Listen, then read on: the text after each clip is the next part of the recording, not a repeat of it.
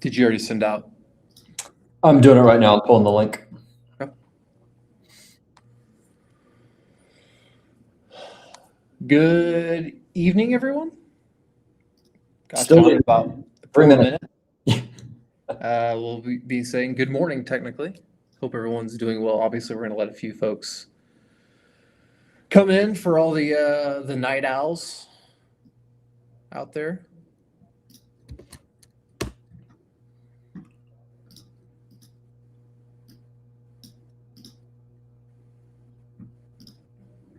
If you're still up, thanks for tuning in with us this evening. Just wanted to chat about the weather this evening. We'll see how long John and myself hang around. Not incredibly impressive at this point in time. But we'll chat about it. We'll let a few more folks file in. I will say for those of you that are in the path of these storms, you will hear them. There's plenty of lightning, dew points if you haven't stepped outside in the past few hours. Matt, for most in central Illinois and central Indiana, they've probably gotten a little bit worse, or meaning that they've increased. It's definitely a lot more muggy out than it was a few hours ago. So dew points right now, John, are crazy. It is moist out there, to say the least. It's the air you can wear. Yeah. That's what we love to say, right? Air Yep. you can wear. Obviously, the National Weather Service just issued a tornado warning just north of Springfield. We'll talk about that here in just a moment. You can see there is a tornado watch there into western Illinois, out ahead of some of these storms. Champaign to just north of Kokomo, there's a severe thunderstorm watch as well. And we'll see how much these storms can maintain, how well they maintain the intensity as they move south and east. They may have picked up a little bit of steam, John. We were just talking before we got on the live stream into central Illinois. And so, again, we'll be watching that closely through the evening. I will say the further south and east these storms start to work, they do work into just a little bit of a higher unstable air mass, a higher moisture air mass. Regardless, and you can see what we have as well, we have our own BAM flash flood watch we've extended east. And that's really, if I loop the radar, you could just see the orientation of some of these storms kind of from west to east and these training storms. Gosh, John, we may need to even drag that further down to the south, just some of the latest radar scans coming in. But some heavy rain will be possible. And some of these areas, really from Springfield, Illinois into western Indiana, have gotten hit pretty hard with rain over the last couple of days. And so you add some more heavy rain, training thunderstorms overnight tonight, getting into the early morning hours tomorrow, just a recipe for flash flooding as well. So let's take a look. Obviously, John, the first thing I want to address quickly is the tornado warning ongoing in Springfield. Absolutely. Let me stop the radar. John and I were getting about 45 miles per hour up this particular storm. And you can see these, if I zoom in a little bit, these little notches, and we had noted some circulation showing up on some of the velocity products on the radar. Again, we're going to use about 45 miles per hour. There's actually two notches south of Petersburg and then just east of Ashland. And so I'm going to bring out the timing tool for us with this particular segment first and foremost. And let's take a look at that. So let me bring this up for us, 45 miles per hour. And I'm going to segment both of these areas. And let's just extend this out to about right into here. And so you can see some times. Now, again, with this, just keep in mind, these times are in Eastern, right? We do have this ongoing tornado warning. These times are in Eastern, so subtract an hour to get into Central, but you can see, in fact, let me draw this out, maybe more notably, John. I'm going to bring out the draw tool. This area north of this red line, that'd be kind of track number 1 with this area of rotation. And then especially south of this blue dashed line to about this line right here. So these two different zones we have where we have two different areas of circulation with this. So again, here's some timing with this. It's not showing up as a confirmed tornado here on our band weather app. But here's some general timings. Regardless, if you're in between these two red areas, you can probably still pack a punch. Some 40+ mile per hour wind gusts are going to be at play with this as well. You can see the National Weather Service. I think what they're doing, John, is they're taking into account really both areas of rotation that's showing up, and they've filtered it into one warning here. So again, some rotation showing up. Let's continue to watch this. This is almost a similar situation, John, these embedded areas of rotation that we got last night here around central Indiana. Okay. Yeah, I agree, Matt. And one other thing that's notable too, looking at winds out of the south of about 10 or 15 knots right now. Probably the best environment this particular line of storms has been from a rotation standpoint at the surface over the past few hours. And it is moving into an area. We were just talking, Matt, Springfield, Decatur to the south. That is the better environment for severe weather criteria. So I'm not surprised to see a few brief spin-ups. And I agree with the National Weather Service on the issuance and how far east they extended it, as these storms can pick up the pace a little bit more as they approach I-55. Absolutely, John. And one thing I want to know is because I've seen a lot of questions, people asking about Kokomo and some spots, Lafayette into Indiana. So I want to address some of those questions real quick before I pivot back out to the west. And as far as this area of storms, you can see just northwest of Lafayette. Let me draw this out for us. This area, these storms, we got them moving southeast around 25 miles per hour. The problem is these storms in particular, there's a what's called an outflow boundary. So these are what's called outflow dominant storms. In fact, on different radar products, I can see it. It's out ahead of it a little bit, which means the storms are behind the outflow, which means they're struggling to maintain their intensity. John, do you see anything on velocity that suggested these are getting a little bit rowdy, so to speak? Not at this point, Matt. I would say the outflow is about 10 miles ahead of the storm line, and we've gotten a few reports of 20 to 25 mile per hour gusts from the ground, but nothing more outside of that. There's even a slight decrease in lightning. So I definitely think as they start to work through central Indiana, you can still see some thunderstorms with them.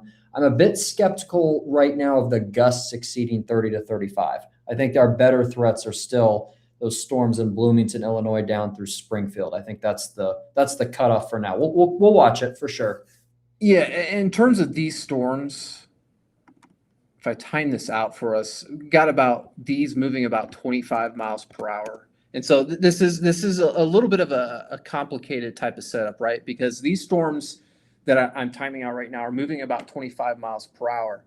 However, the more intense storms by Bloomington, Illinois are moving around 45 miles per hour. And so it may start to get really messy here this into the overnight, into the early morning hours. Oh, I guess it is Thursday morning right now, depending on where you're at. Regardless, it could start to get messy. That's going to probably elevate the flash flooding issues as well. But I'm going to quickly just use this general track that I have. And if we look at some of the timings,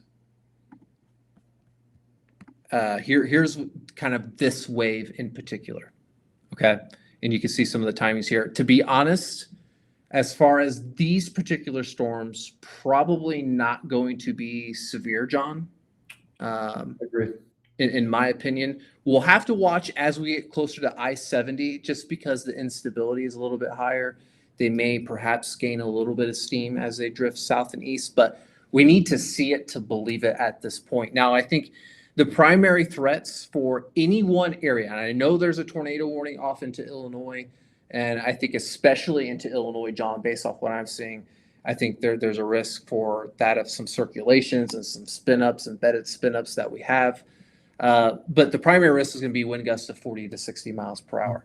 Can I rule out an isolated spin-up getting into central Indiana later on this evening? It's not impossible.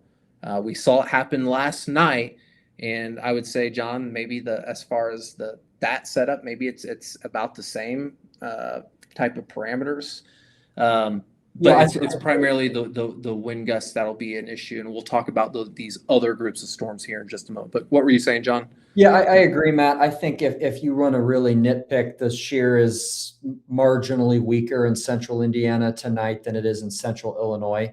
But I agree. I would still say it would be a very low end risk. But Matt, I was looking. It looks like instability has stayed the same, if not slightly increased, for Indianapolis and just to the south, and that's because we've got good southerly flow. We've got instability and that humidity building in. So we are getting thunderstorms tonight. If you're in central Indiana, we are favoring thunderstorms. That is not a debate as far as I'm concerned. It's more so the quality of the storms in terms of gusts as they work in. So that's something that Matt and I we've been watching. We'll continue to keep an eye on through this live, and obviously, of course, through the early morning hours as we track them. So yep. John, I think maybe a little bit more interesting as far as, let's just call it overall threats as far as severity is concerned, as far as heavy rain is concerned, is back off to the west by Bloomington through Springfield. Obviously, we have a tornado warning now, right? And again, these times are in Eastern, subtract an hour, and you can get the timing of those two separate areas of rotation within this. Again, I think especially towards Elkhart, Broadwell, just north of Mount Pulaski, and again towards Sherman, just north of Illopolis. There we go. For those two areas of circulation, they may have decreased a little bit, John, just looking at some of the latest velocity scans with this, but let's just keep a close tab on that. There is a tornado warning for the National Weather Service. Still see some circulation. And again, this is especially, I would say, if you're in this area towards Champaign, Decatur, Springfield, Tuscola in Illinois, can't rule out some additional spin up embedded within this just because of a little bit of a favorable environment versus, say, that of central Indiana. Okay. Now, go ahead, John. No, just real quickly, Matt. For those of you in Springfield, Illinois, just given how this looks on velocity, it would not surprise me to start to see more gusts. I think we can see some gusts increasing as this pushes a little bit further to the east, regardless of that brief spin-up risk. So it wouldn't surprise me, Matt, here to see some type of a strong storm statement, maybe even a severe thunderstorm warning the further east this progresses. So yeah. I don't think it's just tornado. If you're in the tornado warning, you definitely can still see some damaging winds on the leading edge of this. And keep in mind, this area of rotation looks like it's going to pass just north of Springfield proper. So if you're in Springfield right now, I think the rotation goes just a smidge to your north. Regardless, if you're north of Springfield, obviously, certainly seek shelter if you're in this tornado warning. And then on the north edge of this. Outside of that tornado warning, let's talk about this group of storms, again, by Bloomington stretching towards Springfield. I'm actually going to delete this blue track for us because I don't want it to get messy. Again, we've got two separate features that we're monitoring on the radar right now. This area is moving south to east, and this is kind of moving east-southeast, John, I would say. So kind of some messy organization in some of these storms. So let me delete this particular storm track. And what I'm going to do, I'm going to time out this group. And so let me get a new timer. Let's just use, how about orange? Why not, John? And let's get a line. Do the best I can to get this. Something like this. And we got this moving about 45 miles per hour. John, something like this, you think? Yeah, it should be more of an east-southeast. That would also match your mid-level jets as that pushes further in. Okay. And you can see some of the timing. And again, these times are in Eastern. So take a look at where you're at, and I'll try to zoom out just a little bit. And I'm going to look at some comments to see if anyone has any type of more location-specific questions. But you can see Indianapolis, right? That's 3:44 a.m.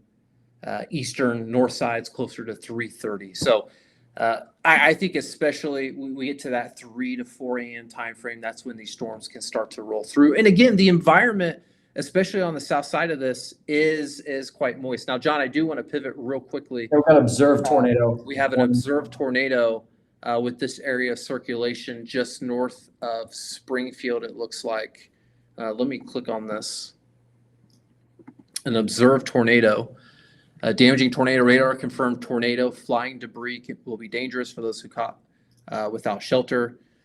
I see it on CT. Yep, it's there just west of Riverton, north of Clear Lake. You can see a little bit of a CC drop on the local radar. John, I wonder. Let's see here. We've got the local radar up. It's getting a little messy with all of our graphics up. I'm going to turn off, John, the watches. Yep, I think that's a good call. So let me turn off. It might even be helpful, Matt, to just open up a new BAM weather tab as well that is just the local radar, if you think that's easier. Yeah, that latest radar scan, that's tightening actually a little bit more. That's not a bad idea, John. So let me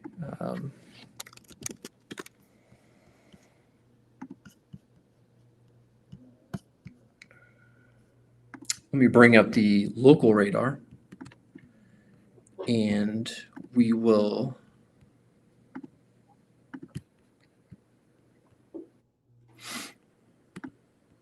John, it's not showing up a whole lot on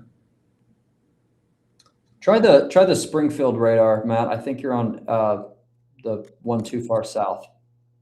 What's the KILX? Yep. There we go. Thank you. This little blip. So we're looking at something called correlation coefficient. And anytime you see this with an area of circulation, these yellow to even blue colors, it's suggestive of some debris that's being picked up by the circulation, by the tornado. And John, interesting, this is one of those cases, a radar confirmed tornado in this particular instance. In fact, we could probably look at the velocity. Yeah, look at this. We've got the red butted up against the blues. So here's our area of circulation, like John mentioned, just west of Riverton, starting to, let's see if we can loop the velocities and see how this is moving with time. It looks like it's almost moving due west-east, John. I would in this particular case. It's almost moving due west-east. So I want to go back to this as well, and you can see some of these times where we can expect this. You can see Riverton towards about 12 or 11:23 a.m. Central, Dawson 11:29 Central, Buffalo 11:33 p.m. Central. So if you're in these areas, this is a confirmed tornado warning.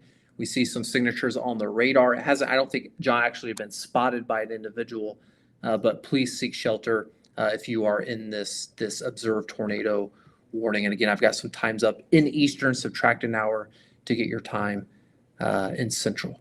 Matt, Okay. we've got a new warning north of those two as well for Clinton, Tunbridge. That is just, and also for Lincoln. That's right over the Lincoln radar.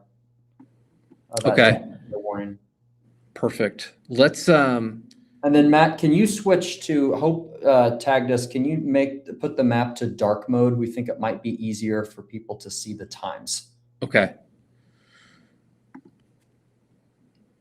And if it's not, let us know in the comments. Yep. Absolutely.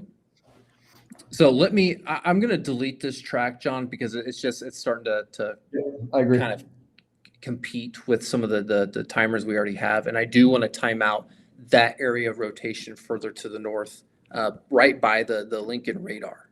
John, are you seeing where that area of rotation is exactly? As I delete this. I'm trying to interpolate it. It looks like, I mean, it literally, Matt, if you look at velocity, it looks like it's probably right in the cone of darkness or whatever you call it, right in the middle of the radar beam. So right on top of the Lincoln radar, essentially. Yep. Which is interesting, John, because the rotation or I think they're talking about this little notch, John.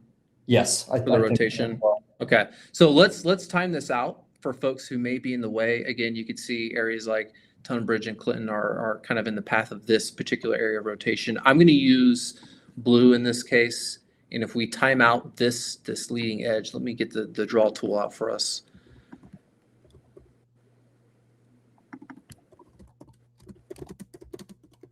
And we'll use 45 miles per hour still.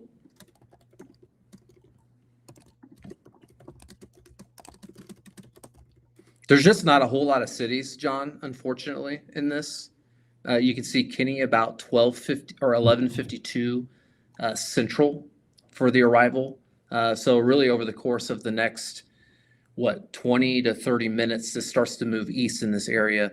If you're in the tornado warning out ahead of this, again, I would say especially just south of Lincoln, northeast of Broadwell, please seek shelter. I do see just a little bit of a notch. And the environment, as John and I mentioned in this area, is certainly the most conducive for the embedded rotations that we see right now.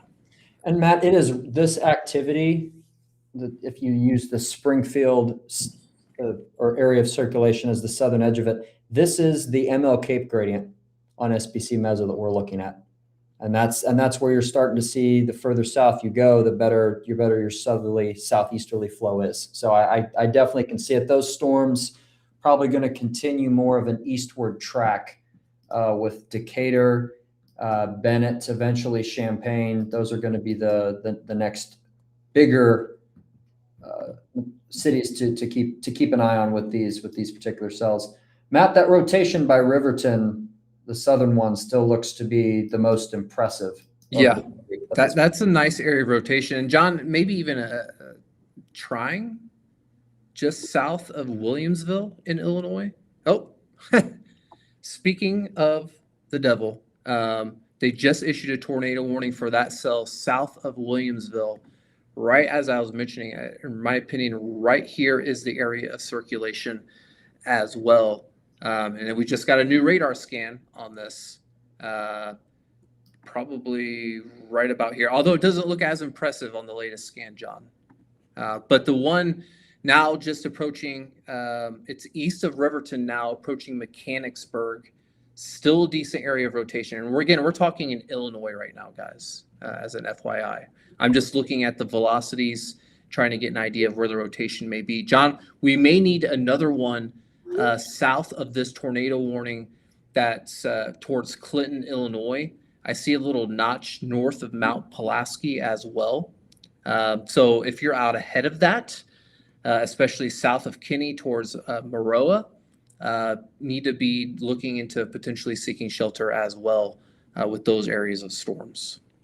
Yeah, Matt, that one's riding right along their tornado warning. I'm still waiting for another scan. The next scan on Lincoln's radar, the area of rotation should be further to the east. Right now, maybe we'll see it on the next one. I'm not seeing anything in that Lincoln tornado warned one yet. Again, we still got some differences with the radar, but it looks like the bulk of the storm now has moved east of the radar. Yeah. So guys, as I zoom out a little bit, I know there's a lot of folks in Indiana right now. We've got 3 ongoing tornado warnings in Illinois, south of Bloomington. One, an observed tornado that's based off of some things that we're seeing on the radar. This is what's issued by the National Weather Service. Again, I'm going to time out, John. Instead of getting these individual timers, I do just want to time out this overall group of storms and do my best to highlight areas of rotation within this. Absolutely. So again, we're going to use 45 miles per hour as the timing for this.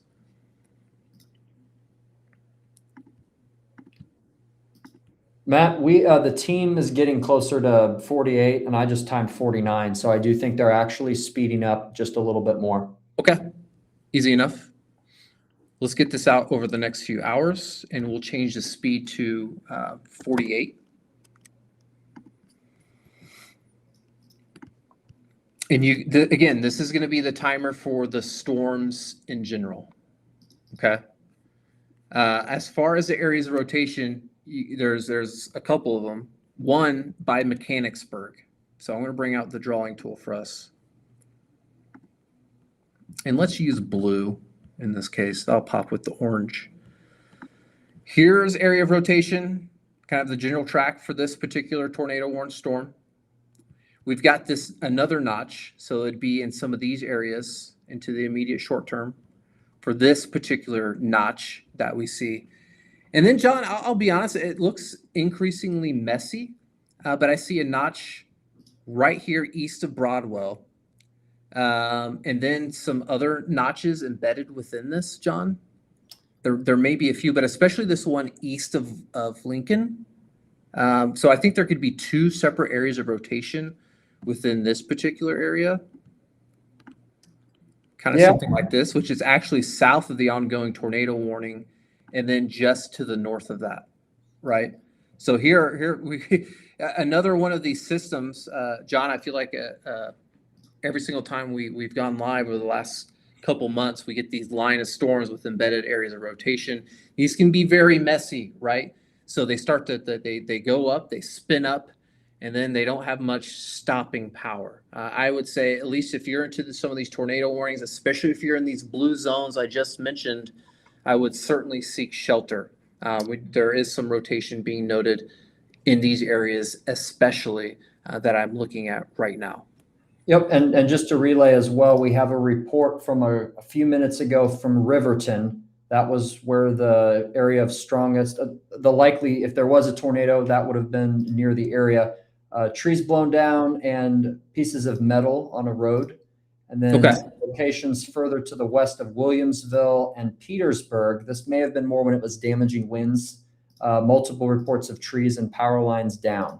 So these storms are, this is just another way to confirm that these storms are causing damage, whether that's from damaging winds or these brief spin-ups. Environment supports it. Observation supports it. These are definitely storms we'll need to watch, Matt, as they continue to push east. Absolutely. And it looks like, John, we just issued a tornado warning. Yes, yep, right in between. That's, Alexis just issued that north of Mount Pulaski, or northeast of it, excuse me, and then southeast or south of Tunbridge. That's the circulation that looks. Alexis, if you're watching, you may want to extend that further to the west. It looks like it. Oh, there we go. I was just a slow radar scan. Yes. Okay, perfect. So you can see we issued our own BAM warning. That's probably associated with that area of circulation I mentioned earlier, kind of in between the two areas of rotation. So great job, Alexis, of getting on that as well. So certainly a nasty area of storms here in Illinois. If you're in central Illinois this evening towards Champaign, you're going to want to pay attention to the weather because we're just getting some sporadic areas of rotation embedded within this. Outside of that, we've got several severe thunderstorm warnings ongoing as well. You can see this particular warning, 60-mile-per-hour winds. It's got tornado detection possible. It's also co-located with a tornado warning as well. So some nasty storms here. Still no warnings on this area approaching Lafayette, right? And John, to be honest, unless you're seeing something different in some of the latest scans, probably going to avoid that. Yeah, Danville, Illinois is the latest gust report I had, 26 miles per hour. So that's 26 miles per hour. So again, these storms, we talked about it. If you caught on the beginning of our stream, they're what's called outflow dominant. The rain-cooled air is really getting out ahead of some of these storms. Just makes it difficult to have severe weather. We'll see if they can pick up a little bit of steam as they approach central Indiana, just because it's just a more of a moist, unstable environment as these do approach Indiana. So again, I'm going to zoom in a little bit for us, just because we have multiple tornado warnings ongoing. Here's the general timing of this. If you're in some of these tornado warnings, whether it's from us or from the National Weather Service, seek shelter. And I've got some general times in Eastern, subtract an hour to get the timings in Central. Okay. John, I'm going to scan some comments. Yeah, Matt, and just as well, the latest scan, while you're looking at some comments east of Mount Pulaski, whether that's a embedded rotation area or not, we're starting to scan a little bit above 500 feet, but velocity in some areas is showing over 70 miles per hour. Okay. So definitely, regardless of, I would assume at least some 60s reaching the surface, although that's at 500 feet. Still looks like a little bit more intense as these storms push to the east. Stephanie said, I'd like to formally request storms switch to business hours. Me too. Me too. I see a lot of folks asking Lafayette, Frankfurt timing, Lebanon timing, watching from Rushville, Greenwood, Fountain County, Indiana. So again, a lot of you are asking questions about Indiana. So let me, I'm going to delete this timing. Let's use 48 miles per hour, John, since we're getting this to speed up a little bit. And so I'm going to delete this timing so it's not as messy. I'm going to turn off the watches though, so we don't have that showing up. I'll keep on the warnings though, however. So timing this out, and let's actually hit start drawing.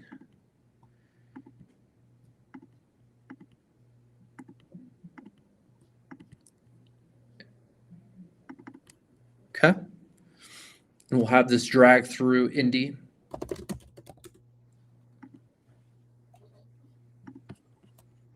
And I'll zoom in for some of you folks.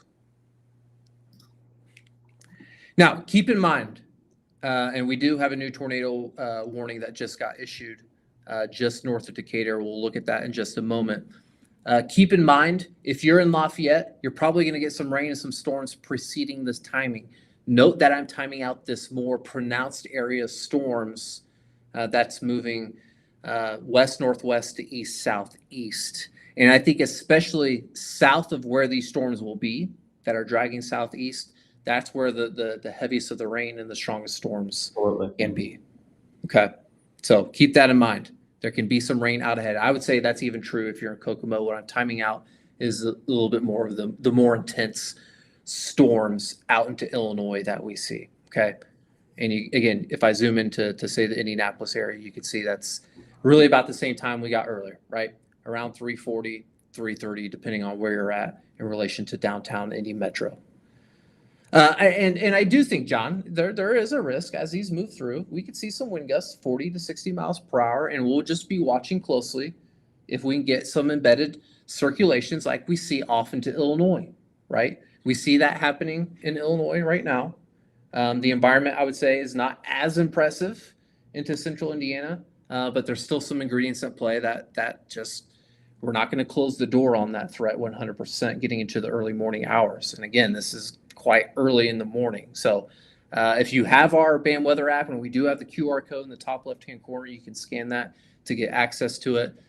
If you have our BAM weather app, make sure you have the notifications on, or however else you're receiving your weather information. Just make sure you have a way to have that notify you, just because it is very early in the morning, right, for some of this timing. So again, if you have some questions on timing and you're in Indiana, because we've been getting a lot of questions about that, just take a look and find out where you're at. And this should kind of give you the information on when those areas, storms in Illinois, start to push east, southeast into your area.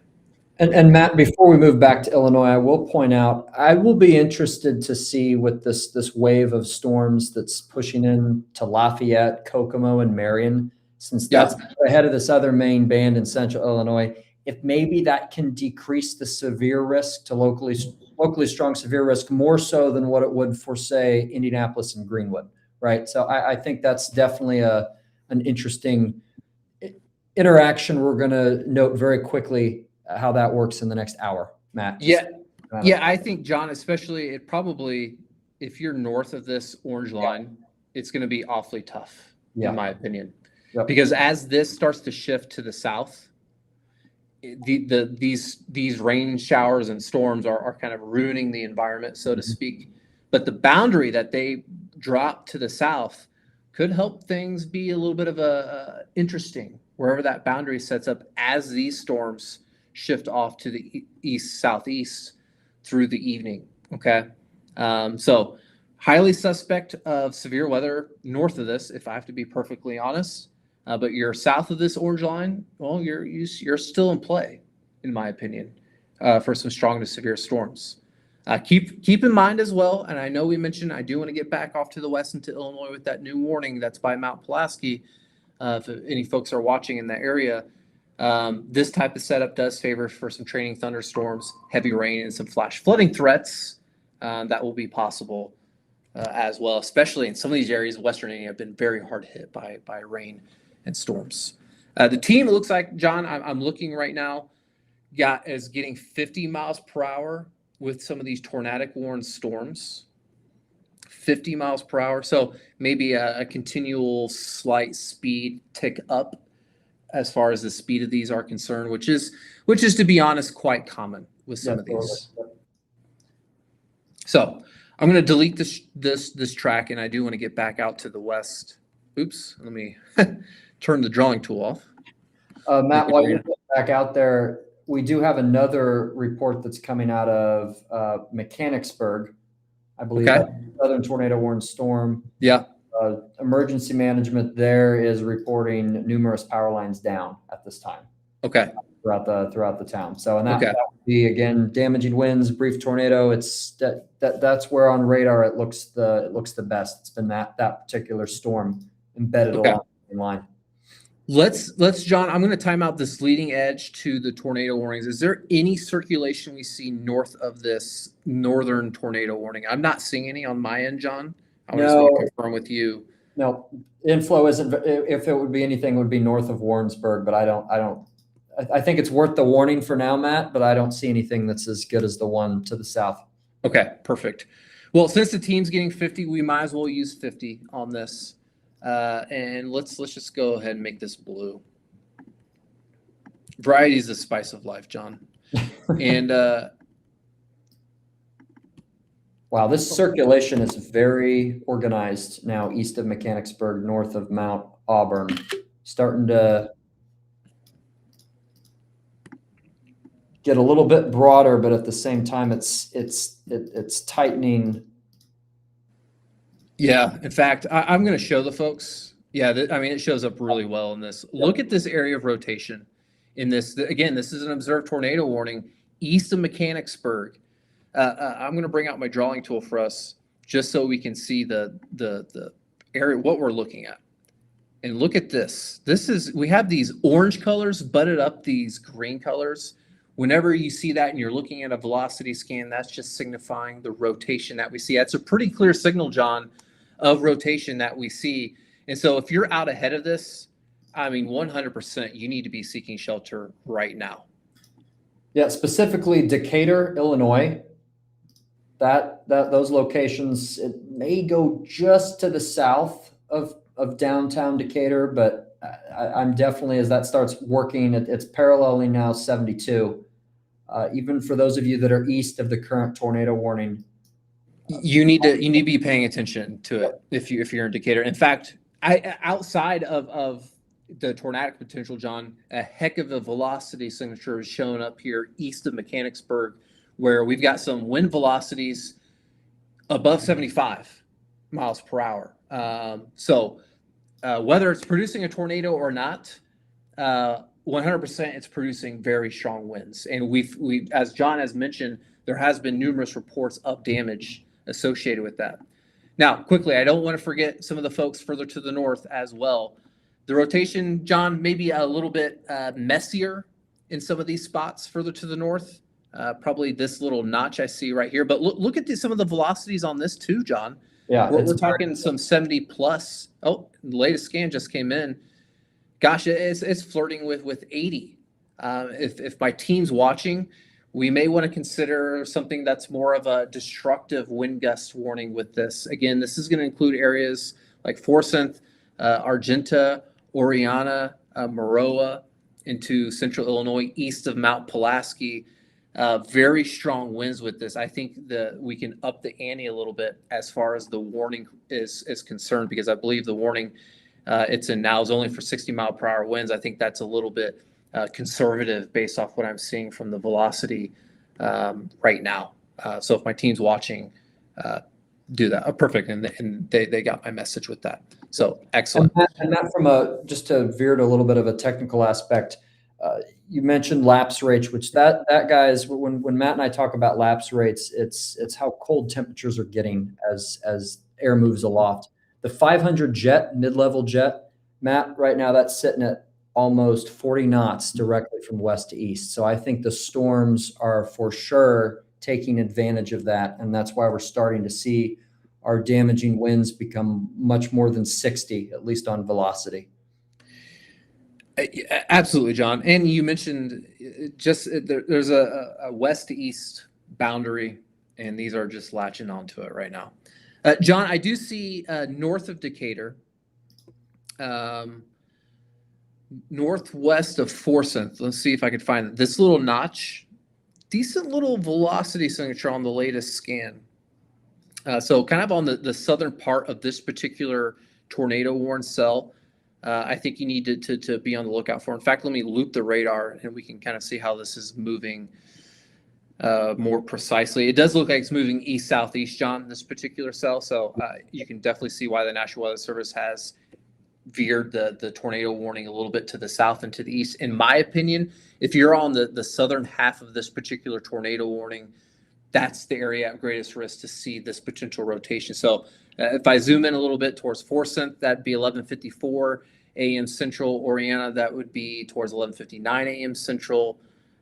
Zooming in, Oakley, that would be 12:07 p.m. Central. Okay. If you're on the southern half of this particular tornado warned cell, I think you're at greatest risk. And I do see a little notch in that as well. So good call by the National Weather Service. Certainly both of these are at play. Let's just watch very closely if you're in Decatur.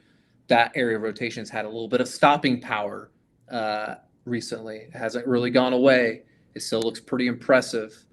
Let's watch that closely if you're in Decatur. And again, I've got Decatur 11:57 Central for this area to work into the Decatur area. Got a new tornado warning, Matt, that just got issued. It should pop up momentarily. It's now south of Decatur for Assumption, Blue Mound, Mackin, Finley, Shelbyville, Bethany. It'll be popping up here momentarily.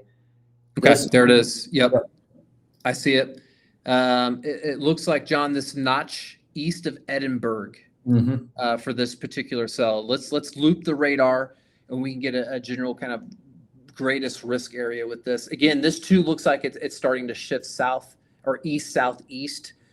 So I would say, especially if you're in towards Stonington, 11:47 Central, Mawakwa, that would be 11:59 a.m. Central. My apologies if I'm butchering that.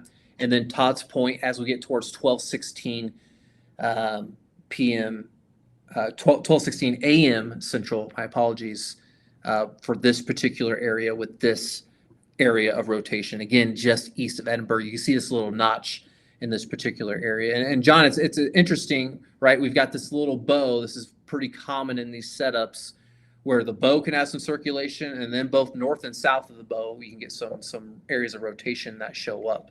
I think that's a great call for the tornado warning there, because you're going to see these brief spin ups happen at times, even if you're scanning the radar every 3 to 4 minutes. Some of these brief tornadoes can only last for a couple minutes, Matt. They can occur between the scans. So I don't disagree with that. If any of these tornado warnings, you need to be seeking shelter. It would not surprise me, given what we're seeing on radar. Latest scan's a bit better, but Decatur, regardless of your thunderstorm warning and or extension of the tornado warning. Yeah. If my team's watching, I think Alexis just issued a destructive thunderstorm warning where that tornado warned cell is heading towards Decatur, because we are seeing some wind gusts of 70 plus miles per hour. I think we could probably issue one just north of where it looks like Alexis issued hers as well, for some 70 plus heading towards Argenta as well. As far as the rotation is concerned, again, it's these little notches, right? Those are the areas of concern I mentioned towards Stonington, Mawakwa. We'll keep an eye on the radar to see if that shifts a little bit with time. But the cell the storm itself is kind of moving east-southeast with time. So I do think the area rotation can more or less bleed east-southeast with time as well. Still see some decent rotation in this observed tornado warning. It looks pretty broad, John, at this point, but certainly still some circulation in that particular cell. And then just more of the notch type of variety, again, towards northwest of Forsyth, Oriana, or Argenta.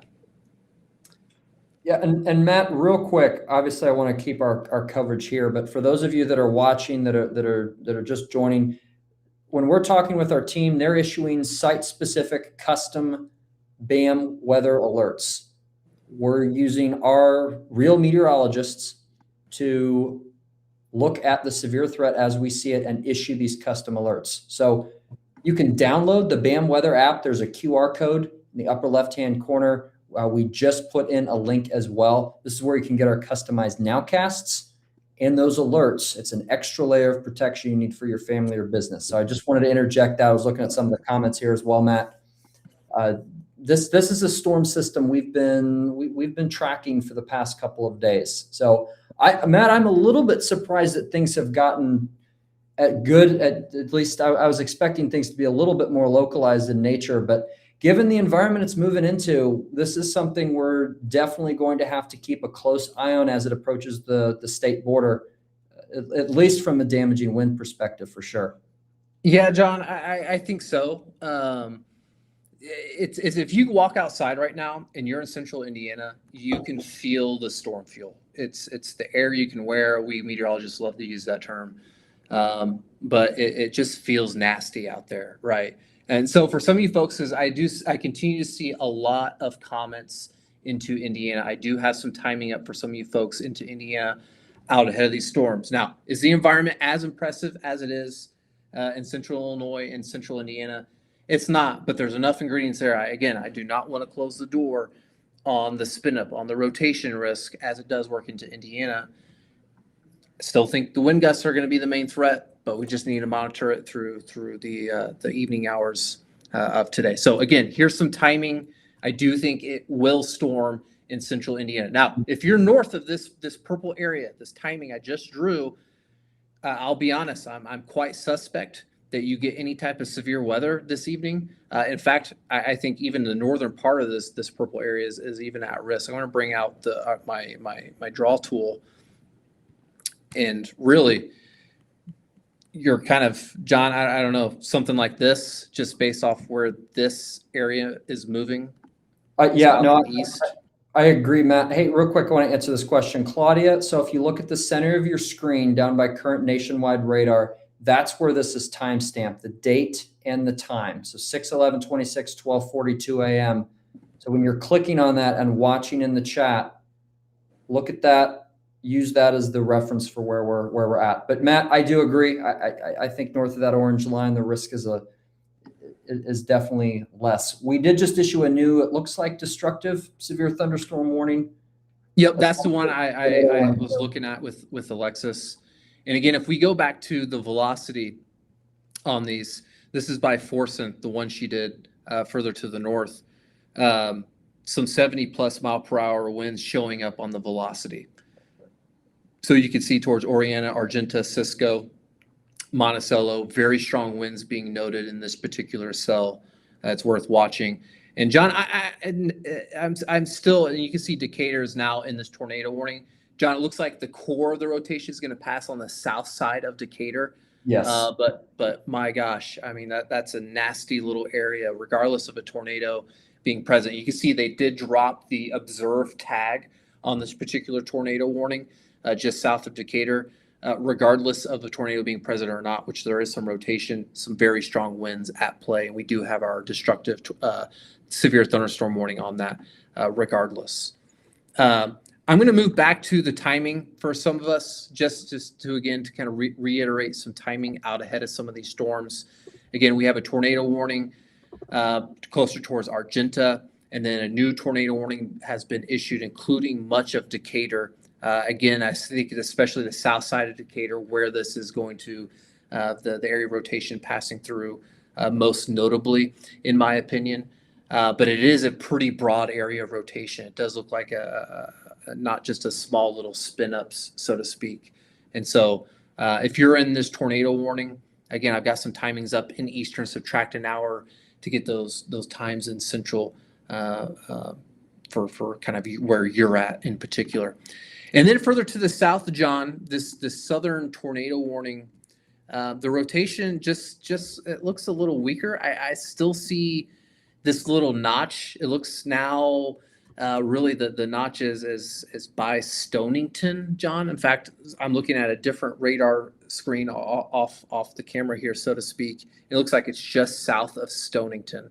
So again, you're kind of let me actually draw this out. If in the southern tornado warned cell area, I think is at greatest risk for the rotation within this, and I would say probably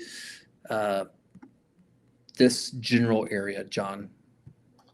I agree, and that should start to that should continue to push to the southeast. Matt, something we're discussing with the team. We're waiting for a couple more scans, looking at some updated data.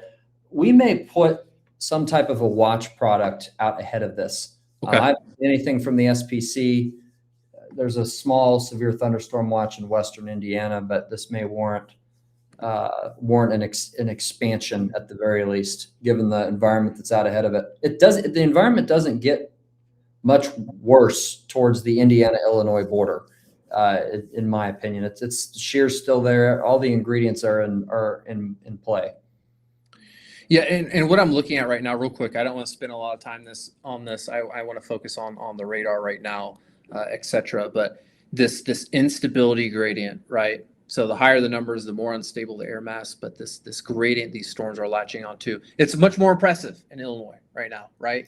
Becomes a little bit less impressive as it works into Indiana, but there's still one that exists, and there's still that air you can wear out there, so to speak. So we'll continue to watch it very closely. Matt, we do have our first towards Forsyth, Illinois emergency manager. They did confirm funnel cloud and or lowering sighting.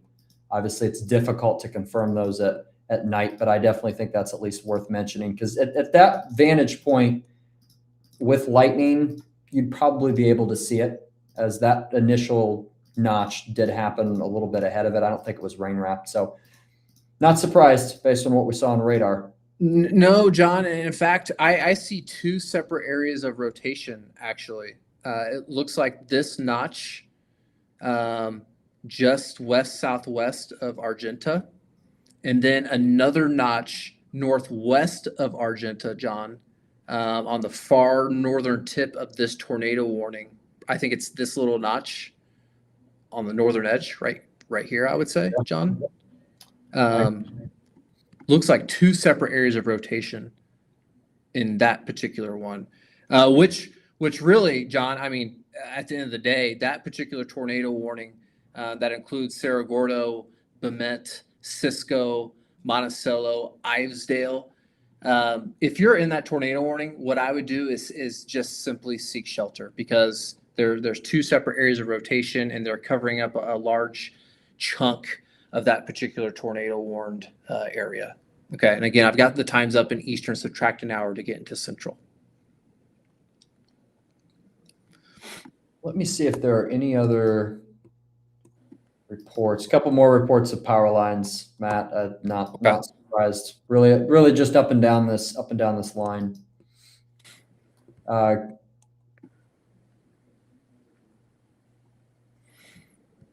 Man, these winds are still continuing to pack a heck of a punch here in Illinois. Again, for some of you folks into Indiana, I have a larger timer for us. Let me zoom in for us just a little bit, because I still continue to see a lot of questions in regards to this area of storms. Can we rule out a spin-up tornado? It's not impossible. I don't want to close the door on it. Some wind gusts 40 to 60, John. We'll see if we can get any stronger type of wind gusts, just purely based off what we see off to the west.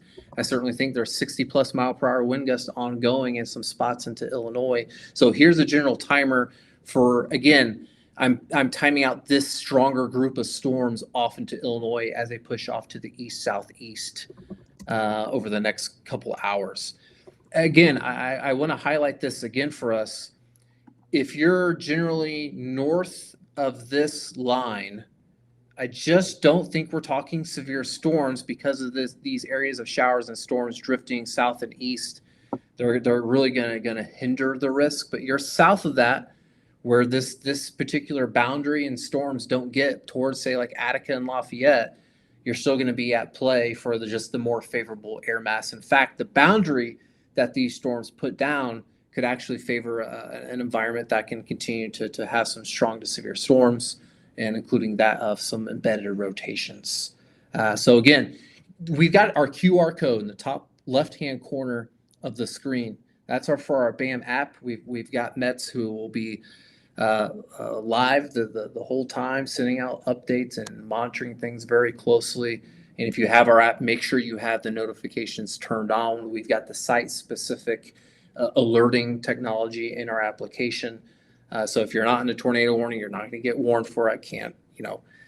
I can't speak for if your sirens go off, depending on what the local folks do. But again, just to maybe calm the nerves a little bit, John, of folks further north of this red line, just don't think we're talking about severe weather. Some rain showers, some thunderstorms, yeah, but especially south of this is where the main show looks to be. Yep, and you guys, you'll hear it.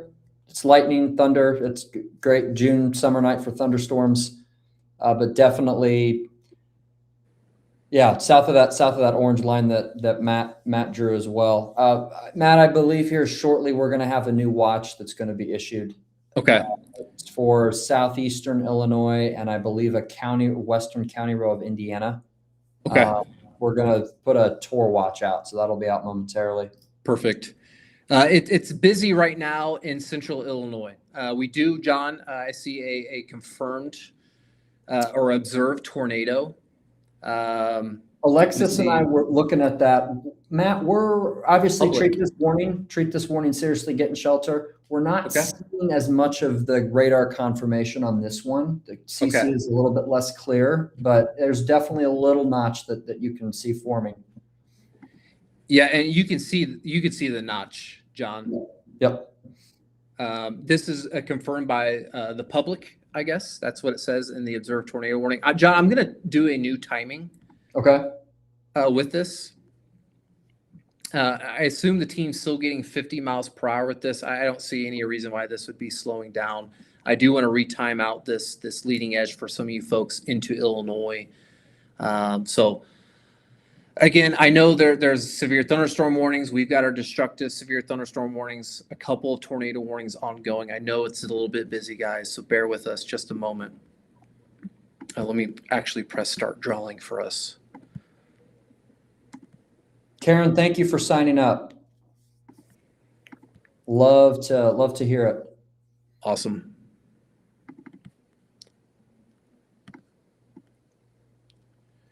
In a fashion like this, John,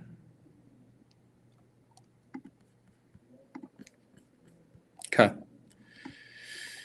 And we've got some timing up with this grouping of storms, okay? There's a lot of tornado warnings. I don't want to, bear us down a little bit with timing out each individual tornado warning. But you can see multiple tornado warnings, 1, 2, 3, looks like 4, John, tornado warnings that we have in effect right now. I'm going to go to the velocity for us. And we can kind of try our best to continue to hone in on where some of these areas of circulation may be. John, right now, I believe the southern tornado warning in Illinois, it's this little notch, most notably. But it does look like another area of rotation northeast of Milwaukee as well. So there's really 2 distinct areas of rotation within that particular tornado warning. Do me a favor, if you're in the southern tornado warned area, especially I would say any area from a line from Assumption to just north of Shelbyville, go ahead and seek shelter because there just seems to be multiple areas of rotation embedded within this. If we pan up north a little bit, John, the Mount Zion rotation, John, does not look as impressive. I agree. At this point. And I would say it's somewhat, Matt. I think it's primarily it's starting to look a bit more messy up there on radar. And so I don't think it's the inflow is as clear of precip. I've noticed that in the past couple of scans. That doesn't necessarily lessen the risk for spin ups in the immediate short term, but it can be just enough to mess with the storm, interrupt its track. I am concerned, John, looking further north in this tornado warned area by Cisco, Monticello, Bemet, Cerro Gordo. In particular, there's two notches of note in this. I'm gonna do my best to highlight this as I bring out my draw tool. And here is area of rotation number one that I'm looking at. I'm looking at velocity off screen as well. I see some rotation showing up. And then there's a separate area of rotation as well, just west of Cisco. So I think especially if you're towards Cisco, Monticello, you need to be watching this very carefully. I would go ahead and seek shelter in those particular areas. And then towards Bemet as well. These continue to drift east, southeast. And I've got the times again up in, these would be times in Eastern. So subtract an hour to get into Central. Okay. Quite an active evening of weather ongoing for some of you folks into Central Illinois. John, I would agree that the observed tornado warning up here, the rotation does not look incredibly impressive. Regardless, somebody saw it, right, John? So I don't want us to sleep on it. If you're in that observed tornado warning, seek shelter. Don't play around with it. Somebody saw it. It just does not. I'm just noting a fact. It just doesn't look impressive on radar and velocity. Matt, one thing I do want to point out, two things actually. Our team just issued that tornado watch. If you toggle that back on for portions of southeastern Illinois and western Indiana. And there is a new severe thunderstorm watch also from the Storm Prediction Center that includes a very similar area. So we've got two different watches that have been expanded from west to east. Those in western Indiana now include Terre Haute, Clinton, Brazil, Newport, Perrysville, Covington, Petersburg, to just name a few. That's both the severe thunderstorm watch and the tornado watch. Yeah, and you can see our custom tornado watch, again, including up to Brazil, just south of Attica, including Danville, Illinois, Covington. Based off what we see out to the west, probably a good call by the team. I assume the next question I'm going to see is where there'll be a watch issued for the Indianapolis Metro. And John, I suspect there probably will end up being a severe thunderstorm watch. I assume this can hold on together with enough steam for that to happen, but we'll see what happens. Yeah, at least warrant the discussion. I do think at some point we get beyond where those current watches are. We'll likely be dealing with less of a tornado threat, more of a damaging wind risk is the primary factor, Matt. We'll see. That's just an assumption based on how even on radar this is starting to look, but definitely strong to severe risks going to remain in play for sure. Yep, absolutely. All weather organizations are struggling to show what these storms will do. Is there a concern for training flooding storms in southern Indiana in the early morning? I don't know. Where are you at, Russell? It may be a little bit more confined, but it depends on where you're at in southern Indiana. Let us know, and we'll take a look.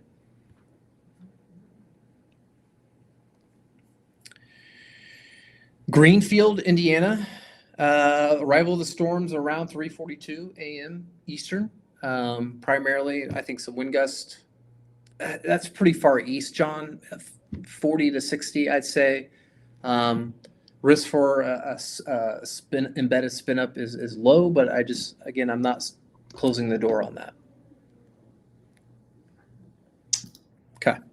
Yep. Yeah, I agree, Matt. I'm keeping an eye on these velocities still again to the west. They're still maintaining their 70 plus, even though we're getting a little bit further on the radar. Yeah, I'm going to show some of the folks. some of the velocity signatures in this. And John, in this observed tornado, maybe it's this little notch. We have the reds, but up against the green. It looks very messy. But that may be it, just north of Monticello, or perhaps just west of Monticello. Regardless, seek shelter in those areas. But look at this by Cerro Gordo. I mean, this is a crazy velocity signature. Some spots flirting with 80 miles per hour on the velocity. Now, we are scanning up in the cloud, right? But in my opinion, if you're out ahead of this tornado warned storm, even towards Bemet, I think some 70 plus mile per hour wind gusts are certainly well within play. And then another very strong velocity signature showing up right over between Macon and Milwaukee right now of 70 plus ongoing at this moment in time as well. I'm going to go back to the timer for us into Illinois. John, it looks like was there a tornado warning further south, or maybe I'm misremembering. That's the furthest south one that I've Okay. seen so far, Matt. Okay, perfect. I'm still this little area, John. This little notch is still a little bit interesting as far as rotation is concerned. It still, in my opinion, John, looks a little broad, but I would seek shelter. If you are especially near Mount Zion and then south towards Dalton City, again, it's basically on your doorstep in Mount Zion, Dalton City. Again, 12:08 a.m. Central Time for that. These times are in Eastern. I'm going to keep saying that just to make sure no one's getting confused with this. And then I still see an area of two, really, John, I continue to see two separate areas of rotation with this particular warn cell by Bemet. You can see 12:13 a.m. Central, this little notch that we see this little blip where there's some rotation. There may be some sneaky rotation just southeast of Cisco as well. There may need to be, John, an expansion of perhaps a tornado warning. I need another velocity scan kind of in between these two tornado warnings as well, and just looks increasingly messy with this observed tornado warning. That's why it's showing up as purple. I know the blues is kind of covering it up, but somebody spotted that tornado in that particular instance. So go ahead and seek shelter if you're in that one. Absolutely. Yeah, Matt, I still see these rotations as well. If I may say so, compared to 40 minutes ago, the rotation signatures are a little less sharp. That could be partially due to us moving further away from the radar, but it looks like it's getting a little bit better, maybe just a tad as it pushes to the east. And by better, you mean losing the rotation, right? Yeah. Yep. Okay. It seems that way, John. Yep. It seems that just way. a little bit.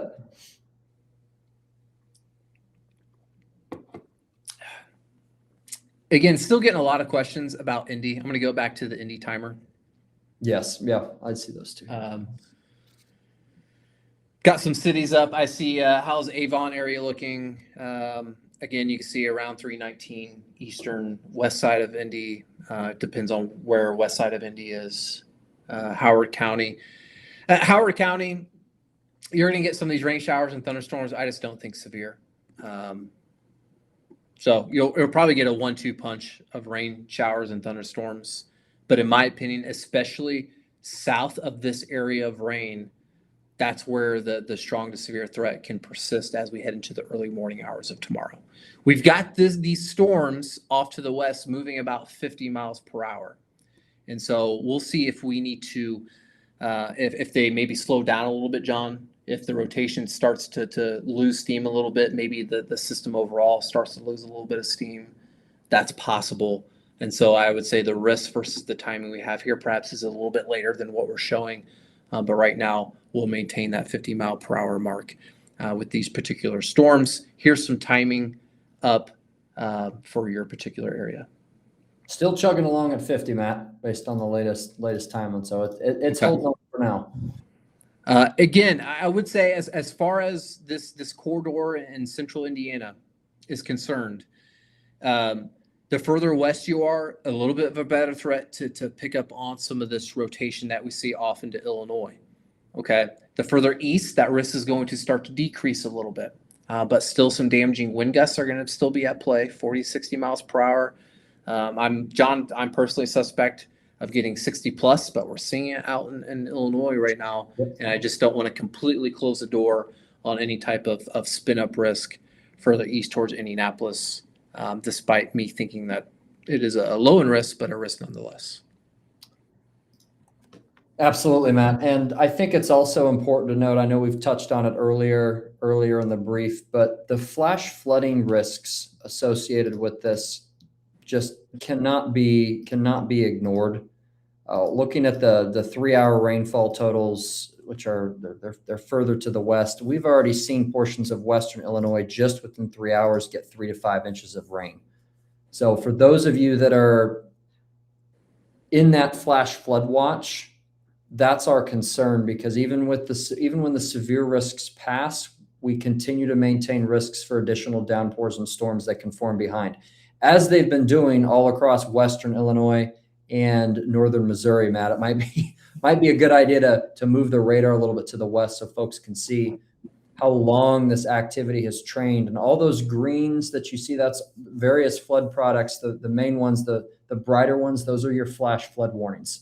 Some of those locations in northern Missouri even getting 5+ in the past 4 hours. So that is definitely a threat. I don't want people to forget about, even once that severe weather passes.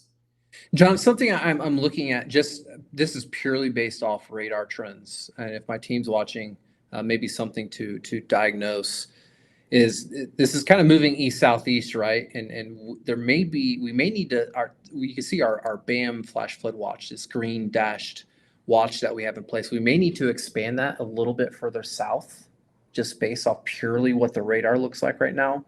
But John, you nailed it on the head.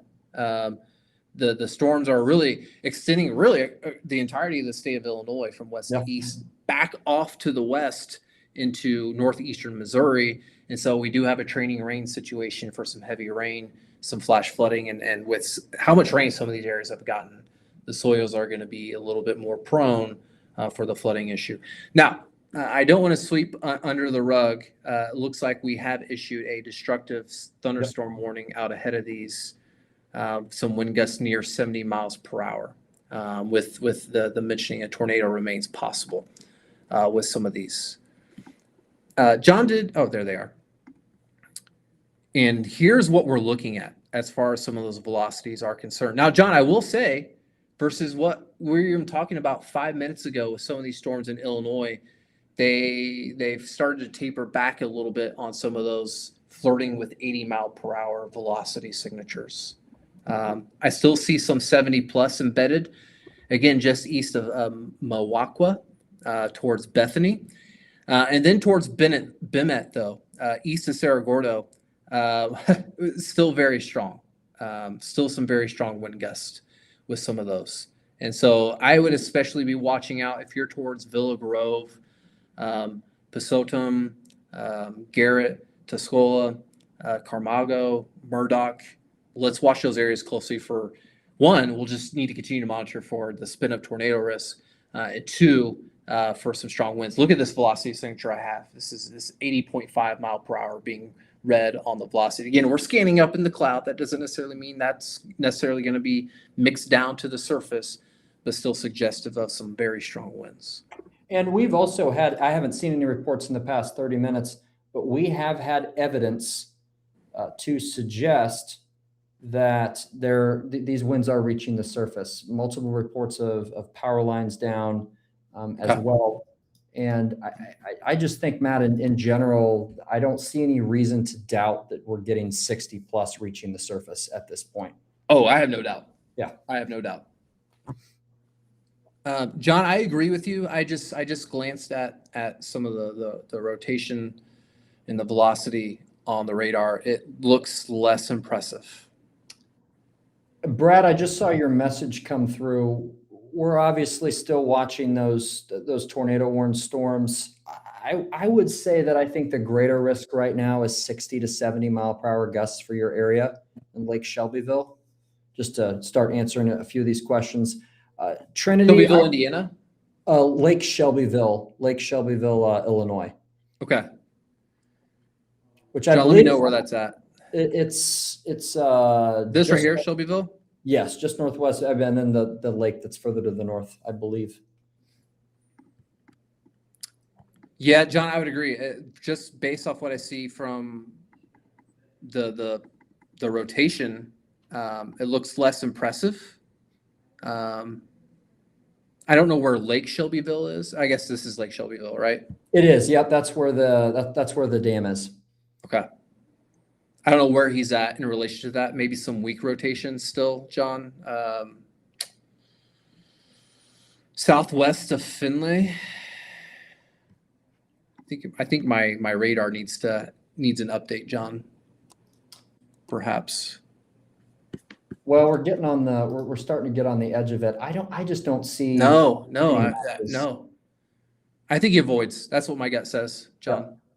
Yep. Alienville.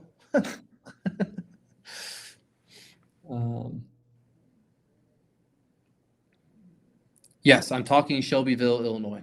Yep, Shelbyville, Thank Illinois. You. Yep, absolutely.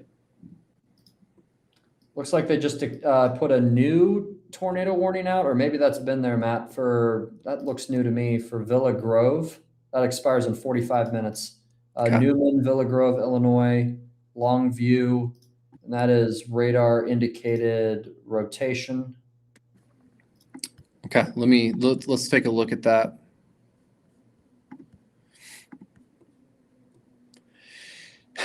John, it looks to me by Ivesdale. Let me see if I can find it on the map. It's not popping up. I see where you're talking about, though. It'd be right in this notch northeast of Bement.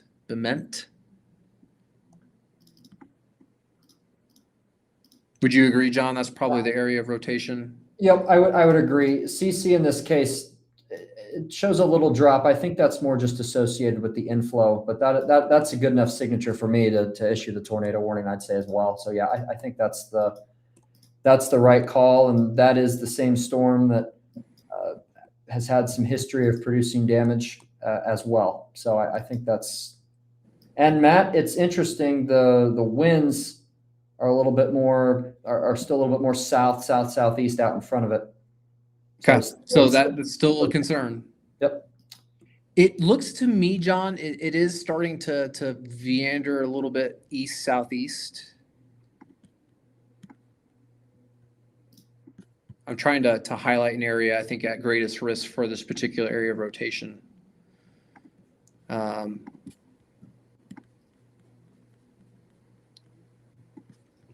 of north of that, John, I'd say, in particular. If you're north of this yellow line in this tornado warned area in Illinois, I would go ahead and seek shelter. And good news, likely about to expire this Monticello tornado warning. The other tornado warnings further to the southwest of this line have also been expired. No disagreements there. I do want us to continue to watch by Sullivan and Lovington, Illinois, as well. There's not much rotation on it. There's good inflow. There's good air coming into it. Where's that at, John? Just looking at correlation, it's southeast of Mount Zion. I think in my opinion, it's probably going to be more winds, but I can see an outflow, I think, trying to come out of it. So it's low in risk. But at this point, the only area that I'm seeing is this area by Villa Grove. I think that's really our main area of rotation at this point. Okay. It seems that way. I agree, John. I'm seeing where you're talking about. I do want to watch that area too. So we'll keep an eye on the area by Lovington as well. So if you're out towards Arcola, Humboldt, let's just keep an eye on that storm off to your west. If it can pick up any type of more notable rotation, let's call it. I would say for some of us into Indiana, and again, I'm going back to the Indiana timing. The trends we've seen recently as far as rotation should be good news to us. It should comfort you a little bit that the rotation is starting to lose steam a little bit. Okay. Still need to watch it. Don't want to close the door on it completely. But the trends in this case are your friend. Okay. And again, I've got the timings up for us. So if you got questions for timing, and I'm going to try to scan through some of the questions. Where's Michael tonight? Is he sleeping through this all? I don't know. He might be up. Maybe he's having a bourbon watching us. I don't know. No, he's probably sleeping. It's awfully early in the morning. You got us now though. Yeah. The gruesome twosome. They call us the gruesome twosome, John. There we go. And Matt, I have a feeling that at least one of us will be back on a live stream tomorrow, for sure, given that round. Yep. Kokomo, again, the rain and the storms are on your doorstep, but these will not be severe. The only area in Indiana, as these storms drift off to the east through the early morning hours tomorrow, is going to be south of where these set up. And these will already be through at that point. So on your doorstep, you've got another round heading to you. Well, John, moving 50 miles per hour, I assume, up there as well. How far away is that from Kokomo? About 100 miles? I'd say so. Yeah. It looks So about near, let's just call it near about 315 for another round of storms that comes through. In my opinion, not severe.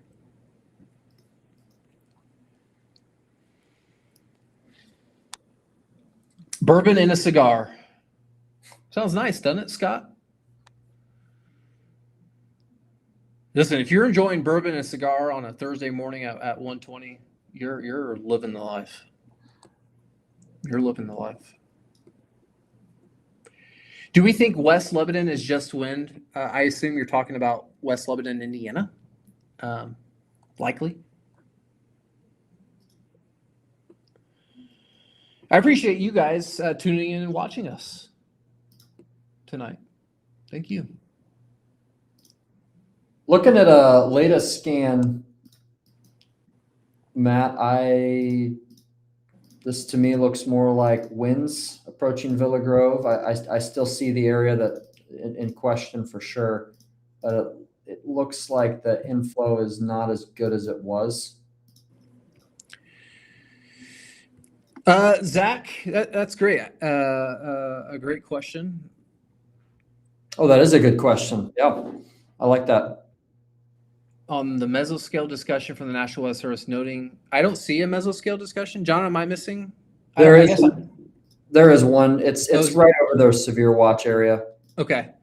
Well, Zach, keep in mind, we did issue our custom tornado watch in basically that area. I do think they continue to pack a punch, but Zach, what we're noting is a loss overall of rotation in these storms in Illinois. So the trend in terms of rotation is your friend, right? We're seeing less of it. Now, these storms can still pack a punch. In fact, Zach, I do want to just take a look at some of the velocities. And I don't know where you're at, Zach, in particular, in Western Indiana. I assume that's where you're at. I still see some very strong velocities just west of Tuscola that are 70 plus miles per hour. And so they probably will still pack a punch for you as they move into your area. And Matt, all that mesoscale discussion says pretty much what we've discussed: moderately unstable air mass, line of storms with a history of damage, threat for a few more hours, strengthening low level jet. So yep. Those are your ingredients for a setup like this in June. No disagreements there. Leanna, thanks for tuning in. I appreciate you. As far as the timing, you'll note on the timing, I don't have Muncie's just outside of the timer, and that's because I just think Muncie probably avoids severe weather this evening. And it's because of these storms kind of disturbing the instability a little bit. So, John, we got these moving at 25 miles per hour. How far away is that from Muncie? At this point, we're about 50 miles away. Okay, so around 320 for Muncie for these to move through. We're Gust reports, Matt, 20 to 25. So nothing. So nothing too crazy with those. Yeah. Channel 3 News in Illinois reporting Mechanicsburg, Illinois got hit by a direct tornado, possibly main road getting into Mechanicsburg you cannot get into. Based off what John and I were looking at earlier, we got the same report match in that as well. Yep. That went in. So let me zoom in a little bit to some of these areas. Somebody's asking about Franklin, about 3:54 a.m. Greenwood, 3:45. Plainfield, 3:24. RJ, do you think it's safe to call it a night for Muncie? Honestly, I do. Yep. Personally. Will it stay organized crossing Indiana state line? Asked Austin. Great question. My gut says it does. Again, I'm going to sound like a broken record. The rotation it's not as impressive as it once was, but some strong winds. I don't know where you're at exactly in Indiana, but I think it can hold together. Joe, what time are the storms hitting Columbus, Indiana? 4:15 a.m.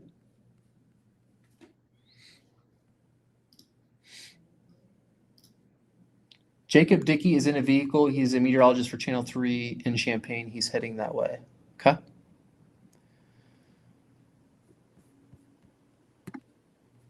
Let me zoom out for us a little bit. Terre Haute, 2:36. So a little over an hour for Terre Haute.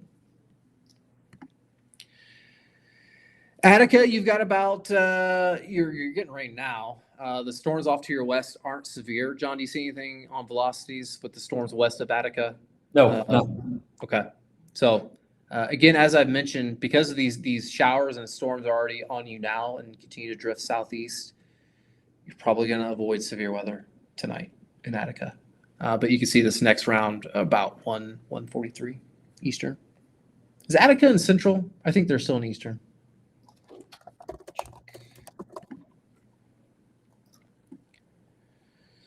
Bloomington, we've got about 342. I'll be curious how far south these ultimately drift, but given radar, looks like it's a move in that way. Yeah, the southern edge in Illinois of this activity, Charleston, Taylorville, it's already started to outflow, and I expect that southern edge of the severe thunderstorm warning, far southern edge to likely become expired. Or maybe it looks like it just did expire. Okay. Yeah. Sounds about right.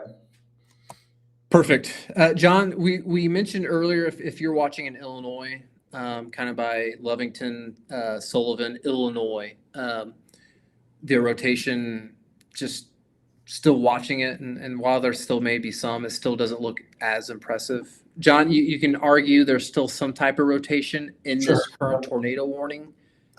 But again, I would argue it doesn't look to me overly impressive, even in this tornado warned cell.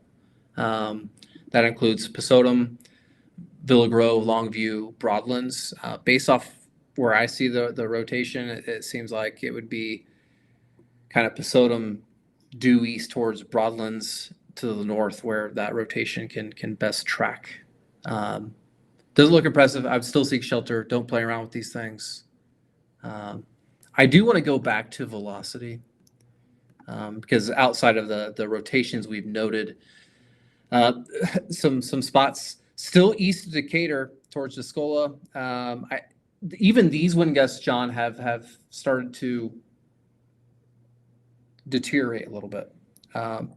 In fact, Alexis, if you're still watching, or Daniel and someone on my team, we could probably at this point sharpen up and tighten up the destructive warning a little bit, or I think we're a little too broad brush towards Mattoon and Charleston at this point.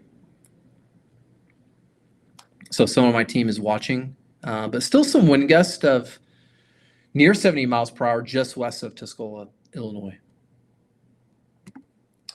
Just to answer a few questions here.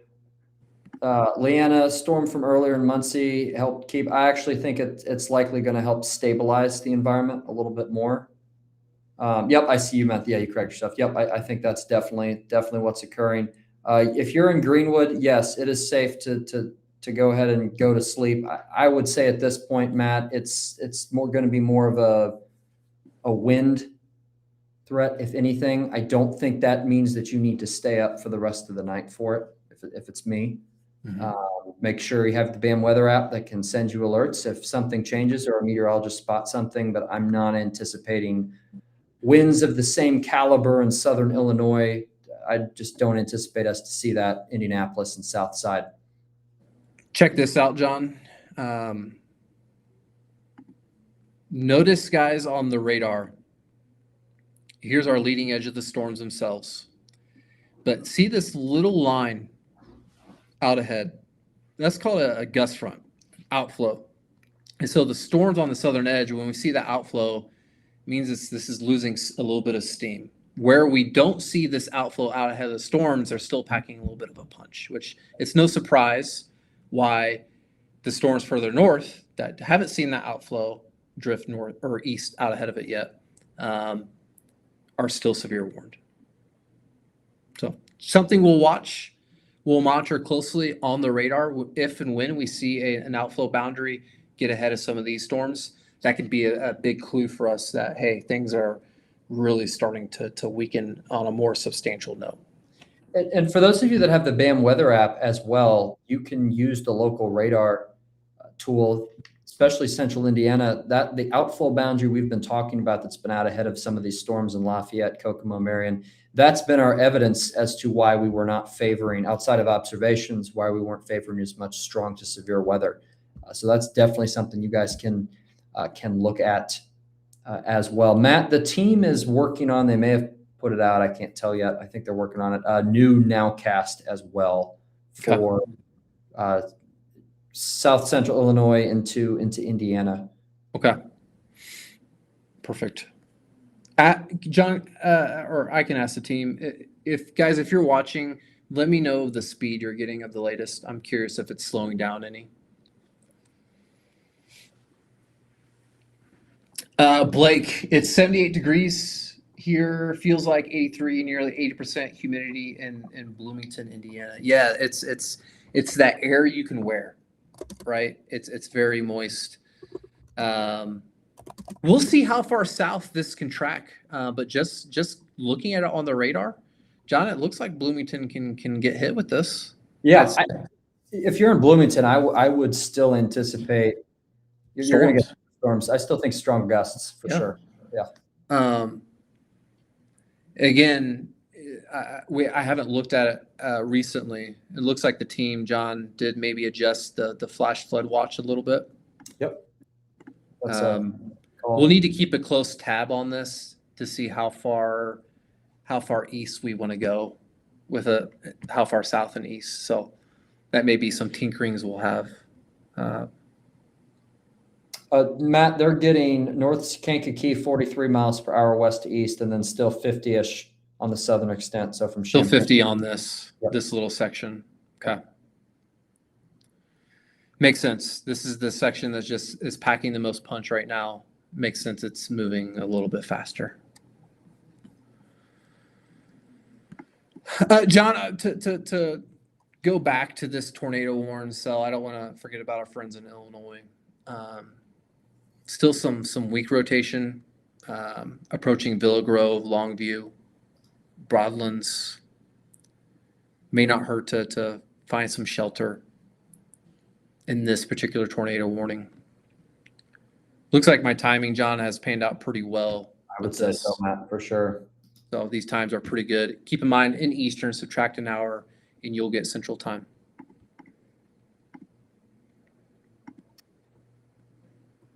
Yeah, it'll be interesting, Matt. I would anticipate that this warning likely will be expired within the next 5 or 10 minutes, the tornado warning. And with the severe thunderstorm, yep, they just expired it. Tornado warning has just been expired. That'll be reflected here in the BAM weather app shortly. There's still some weak rotation in it, John. For sure. Yep. Again, the trend has been your friend. So if you've been watching tonight, since John and I first got on, there were several tornado warnings that popped up into central Illinois earlier this evening or this morning, whatever you want to call it. We now have no tornado warnings in effect at this point.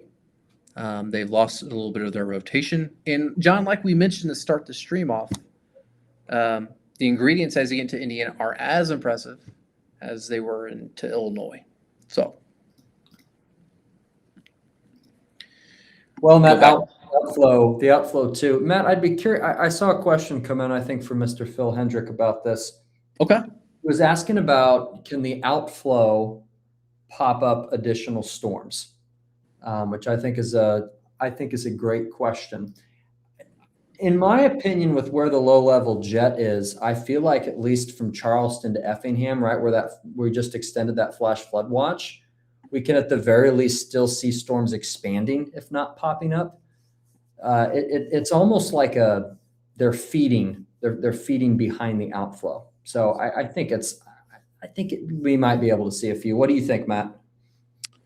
Yeah. I as far as if we're talking about additional development along the outflow itself, probably behind its messy, very disorganized type of storms as it drifts south. But I think what's and maybe you mentioned this, John, I just misheard you. As these storms push east and they interact with this outflow, this could be a little interesting. More the interaction of the storms west with this outflow. And again, I'm going to turn off my drawing. You can see this little gray line. That's the rain-cooled air from the storms further north and west. We had not an exact similar situation, but I think it was either March or April where we had an outflow around Indianapolis. Storms moving from west to east along it did produce a crazy tornado-worn, crazy wind gust storm in downtown Indianapolis. And on the flip side, because that's rain-cooled air, this is also why locations to the north, that's why we're not seeing as much of a severe threat as well. Usually your rain-cooled air is not going to help your tornado or severe potential on the north side of it. So that's why Lafayette, Kokomo, a few of these storms already starting to work towards the border. They just have not been prolific severe weather producers.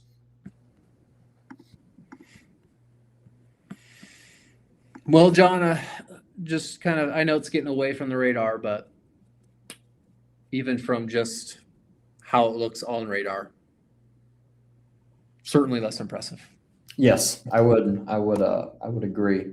It would not surprise me, Matt, to see another round of severe thunderstorm warnings extended to the east, given the history of this activity and the low-level jet. The jets are in the right position for there still to be a few gusts. So, yeah, there's our jet, John, low-level jet. Kevin, that's great to hear. Go back to bed.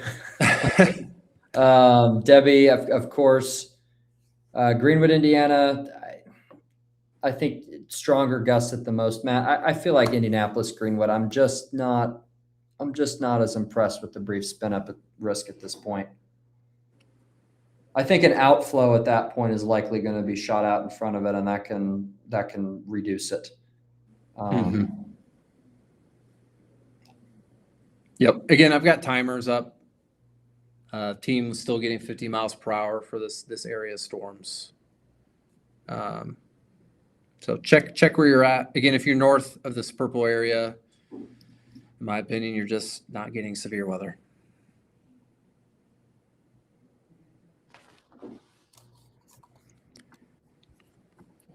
I'm scanning through the comments, John. Okay. I know you just answered Brenna, I believe, John. Yep. No, you're good. They're probably may have missed a few. Phil said Indy tornado. I believe it was in April. Okay. I get them all. They all blend together in my head, you know. Guys, our QR code in the top left-hand corner of our BAM weather app, scan it. sign up. We've got between John and myself, 4 meteorologists live on site, monitoring, sending out nowcasts, answering folks as things evolve. And we'll see how long, John, we stick around. Obviously, we want to continue to monitor these storms as they move across the Illinois-Indiana border. But we're live 24/7. Check it out. I'd go to sleep if you're in Bargersville. Have the BAM weather app still online, but a few stronger gusts. Yep. Chelsea, that's a great question. When we say less impressive, that is a good thing in the sense that we're not as concerned about strong to severe weather for your area. Yeah, absolutely. So I'm going to go back to, let's go back to the Central Illinois radar, and I'm going to turn on the velocities. And I'm going to demonstrate this. Some of these wind gusts in Central Illinois were flirting with 80 miles per hour. And now there's a few scans that are right near 70 in a few spots. So what we're noting when we see that, it's less impressive, right? The velocities that we're picking up are starting to decrease a little bit. What we see on the radar, as far as the deep, dark reds start to become more of a lighter red and an orange color, right? We had some rotation showing up in Central Illinois. Those have been lost, right? So when we say less impressive, just generally what we're noting on the radar, severity-wise, doesn't look as impressive as it once was into Illinois. Now, still some ingredients in place out ahead of this, so these can still spit out some strong wind gusts. And we'll be watching, as I mentioned earlier. I'm going to go back to the Indy radar. I'm going to turn on the reflectivity. Just watching this little, what's called an outflow boundary, out ahead of some of these showers and storms into northwestern Indiana. If it can have a little bit of interaction with some of these storms as they move east, that could be something sneaky. This outflow is moving south. These are moving east. Sometimes these interactions can cause some sneaky severe weather, wind gust and rotation, unfortunately. So we'll continue to monitor. So far, Matt, haven't seen, again, this doesn't mean that there's not any type of strong, severe activity ongoing. I haven't seen any recent reports from observational stations, anything that's come in with the eastern edge of this activity, which, okay. I mean, that's good news regardless. Again, I'm not saying that means there's not severe weather ongoing, but that's compared to the rate at which we were getting reports about an hour and a half. It's better as far as I'm concerned. So yeah, it was getting pretty intense in Illinois.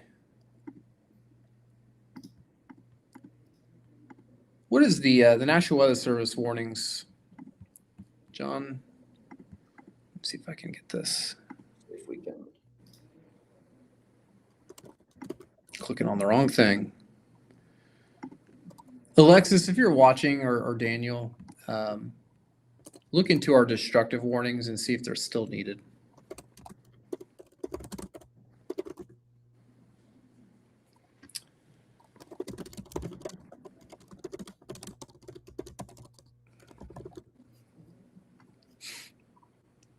John, where is Winamac, Indiana? I'm not familiar where Winamac is. Let me look that up. I should know that. I thought it was south. Nope, nowhere even close. Exact opposite direction. So Winamac, Indiana, Matt, is just northwest of Logansport. Oh, you're way up there? Yeah. Yep. You no concerns. We had a couple questions about Elkhart I saw pop up as well for tomorrow. Maybe Matt here in a bit we can quickly close with that. What's that, John? Maybe before we hop off at some point, I have seen a few questions begin to trickle in about tomorrow's main event. Maybe a quick look at a sim. Okay. We'll look here in just a moment. Way up north. Man, you would think I've lived in Indiana almost my whole life, with the exception of 3 years out in North Dakota. That I would know my Indiana geography a little bit better, but I don't. Mooresville, Indiana threat. Mainly winds, 40-60. Tor threat, non-zero, but decreasing, I'd say. Yes, for sure. Yeah, we're going to maintain, I would say, the tornado watch, continue that through. That's again, Paris, Illinois, Georgetown, Illinois, Danville, Illinois, and then Covington, Indiana, Clinton, Indiana, Terre Haute, Indiana, Rockville, Brazil. Things are looking better though. Tornado threat for Fishers is 0. No reports of hail with this line outside of some small reports near Decatur that I saw earlier. Karen, Legolas. John, have you seen any hail reports? I don't think any recently, and just looking at the radar. That's the one I just replied to, Matt. Okay.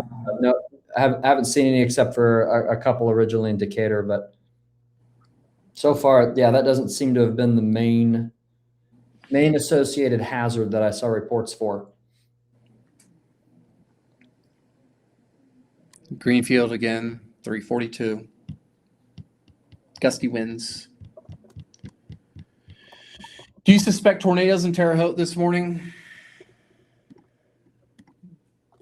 Low wind shot.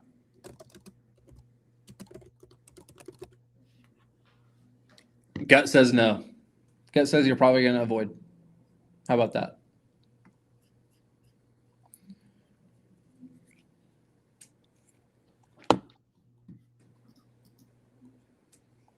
Could this amp up again like it did in Springfield? I don't think so. Matt, all severe thunderstorm warnings have expired. Okay. From here to Missouri. We'll see if they decide to issue any additional strong storm statements. We did have a gust report by Champaign of 35 miles per hour. On the back Alexis, Alexis, if you're watching, or Daniel, I think if we could probably tighten up our destructive to maybe Georgetown, Illinois. I still see a few near 70s, but Matt, outside of that, we're getting too elevated though for some of those to reach the ground. Maybe. Yeah, we may just need to get rid of it altogether, in my opinion. Yeah. Oh, Matt, yeah, the destructive's been gone for a bit. So that's the tornado. That's the tornado. Oh, I've got the tornado watch overlaid the severe warning. It looks orange on my end. Yep. My bad. Oh, all good. Alexis, Daniel, if you're watching, great work.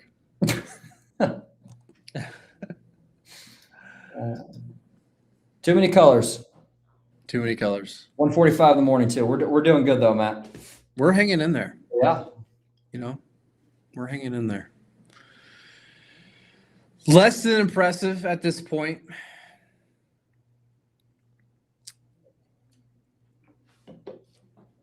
John, we'll give it to about 2 a.m. Let's just watch things get into Indiana just a little bit. We still have that outflow. I've mentioned it like 5 times already in the last half hour. That may cause some sneaky interactions. But right now, nothing's happening with it. So, John, any models that we like for tomorrow? We can discuss tomorrow real quickly. Let me see if there's anything new, Matt, that's popped up. Greenwood's good, Alyssa. Not really concerned about the tornado threat at this point. Just some winds potentially. John, I've got the RFS 0Z up. It's doing okay. I don't think there's a great model solution out there.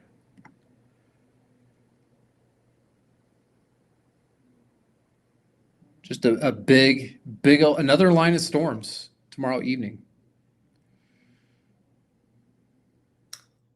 Yeah, Matt, I don't hate the RFS 000. I think you can even see how it tries to spit out an outflow as well, where shear gets weaker. It's going to be a very somewhat similar situation as tonight. You'll look out to the northwest on the radar tomorrow evening. You're going to see a big old line of storms tomorrow evening. I will say the threat tomorrow is just a little bit higher than tonight. Reason for that is because we're actually dealing with a front.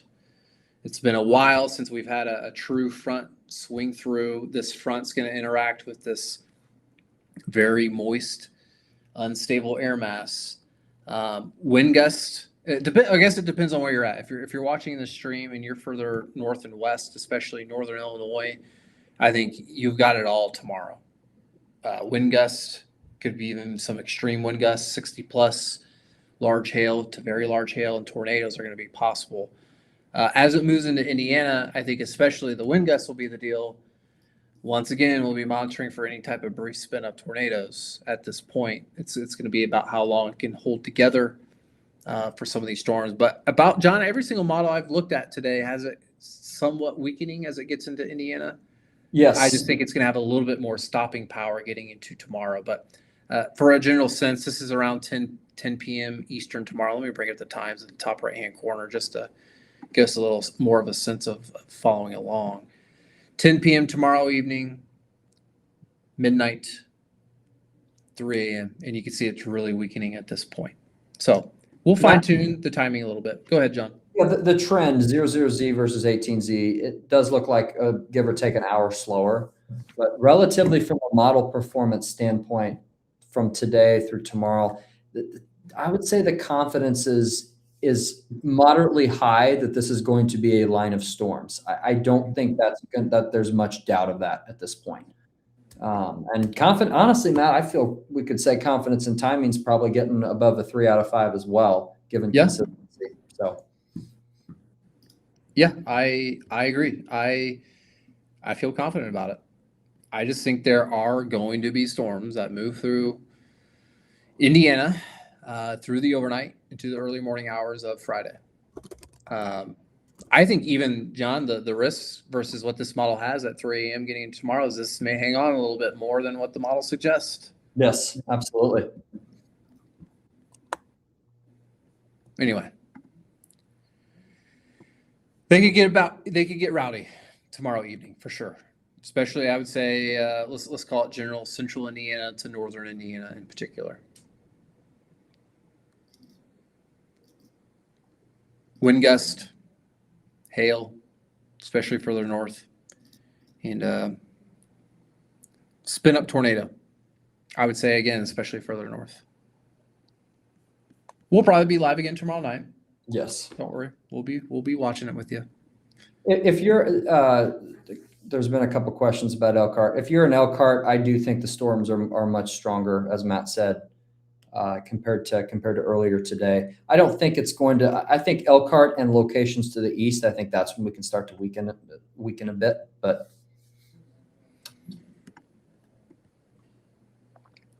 Kyle and Lance. Did you already answer him, John? Lance. Oh, Kyle. Yeah. No, I haven't yet. I was going to tell him we're not as concerned about the severe risk, unless you disagree. I'm not as worried about Anderson right now. Nope. Main show 320.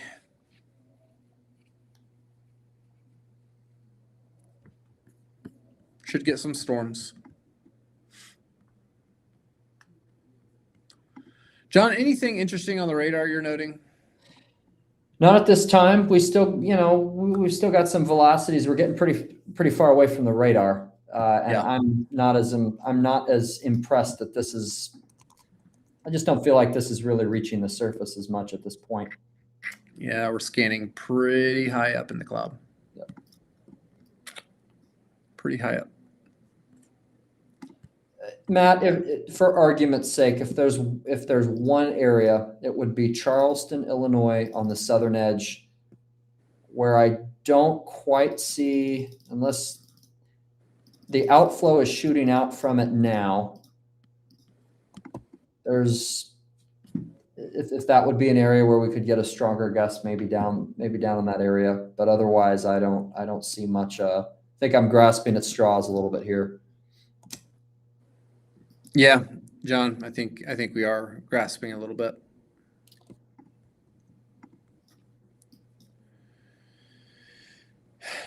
Well, interesting, John. I'm looking by Newman, Illinois, just west of Chrisman, Illinois. Let me stop the radar.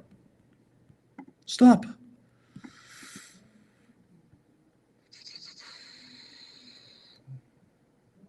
It's a little,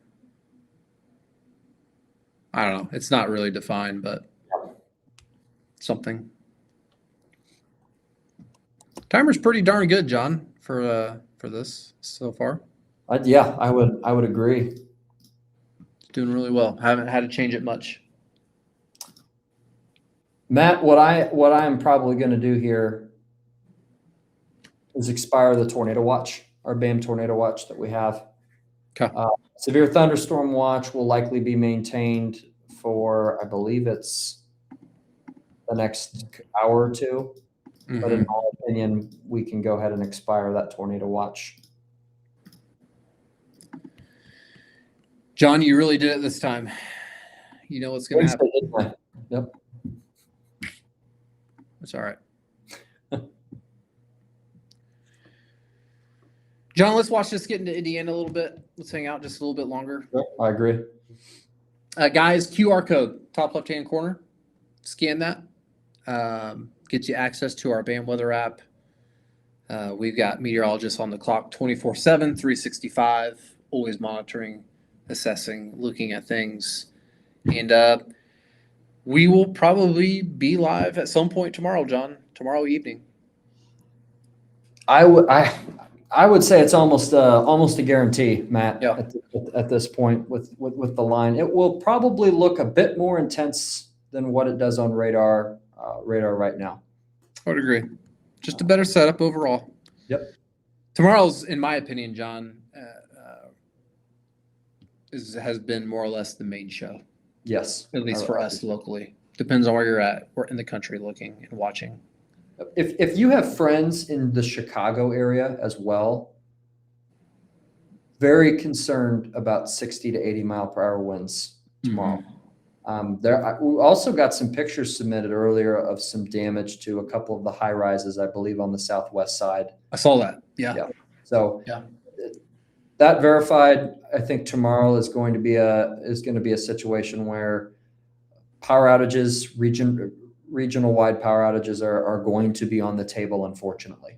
So I think there can be some disruptions. And I believe, Matt, that activity is going to be hitting towards the end of the PM commute. So a lot of people are going to be on the road at the same time as well. Yeah. It's not going to be an ideal situation. So if you've got friends out there, make sure to let them know, tell them to follow our page, sign up for the BAM weather app. We've already got some great insights out talking about that, forecast video updates. What's the big dilly? Now we'll get the EF7 slabber, guys. I know. How could John? It'll be John's fault too. Yeah, there you go. You can blame me. Yeah, so far, I mean, just.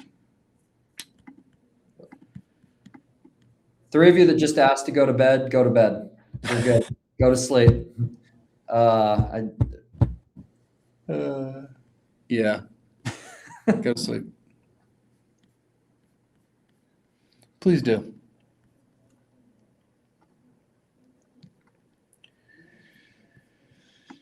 Okay. Well, as far as what we're dealing with,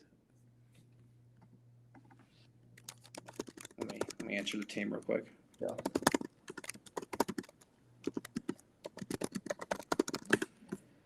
There are no warnings on this line. None. Zero. Zilch. We'll probably wrap it up here very soon. Okay. We'll continue to watch it. Our team will continue to watch it. So even after we get off the stream, if you scan that QR code in the top left-hand corner, you get access to our band weather app. And you can follow along with us.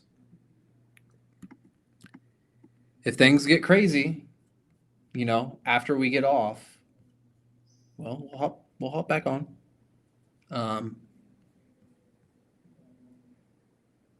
Just the way the radar is trending, just seems highly unlikely.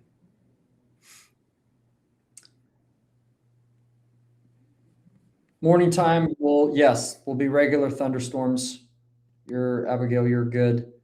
Central Indiana Thursday. Time to watch. What would you say, Matt? Yeah, so 11 p.m. Eastern to 11 to 2? 11 to 2 Central, yeah. Or I'm in Central. You're good, yeah. So that'd be 10 p.m. to 1 a.m. Eastern. In my opinion, damaging wind gusts at that point will be the primary concern for the Indianapolis area. We need to watch further to the west of border Indiana, Illinois for some embedded tornado risks and hail. I think we start getting towards Indianapolis, that damaging wind threat is the main concern. And I do expect us to see some 60-mile-per-hour winds easily reaching Indianapolis. I mean, data's overall, John, in fairly good agreement. Yeah.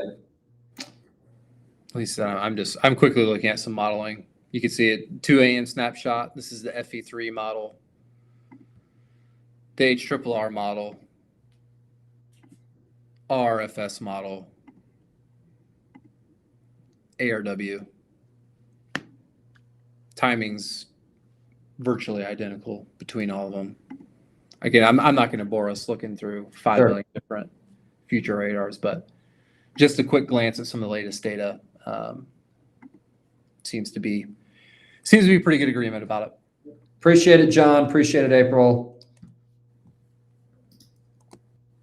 We will, April, but I will let you know that we're going to keep an eye on these storms as they're working through. But we will eventually be going to bed, Matt, at some point later this morning. So yes, we will, John. John, have you looked at any of the storms recently? Yeah, I got them all up. Matt, if there's an area that we can see a few gusts of over 30, it would be Danville, Illinois.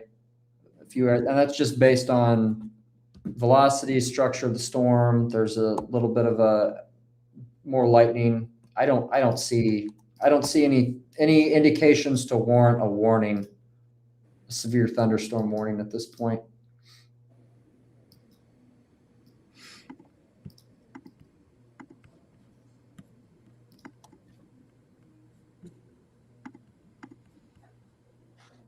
Okay. Yeah, it is interesting, John, when we look at the velocities. In fact, I can probably just show everybody if you're still tuned in. Velocities is some 50 plus, but we're assessing, 6,400 feet up in the atmosphere for these winds. Yeah, it's pretty high up there in the cloud. I mean, it's basically scanning where the jet mid levels. We're getting close to the mid level. Well, yeah, you're right. Yeah, we're kind of scanning in the middle of the little jet.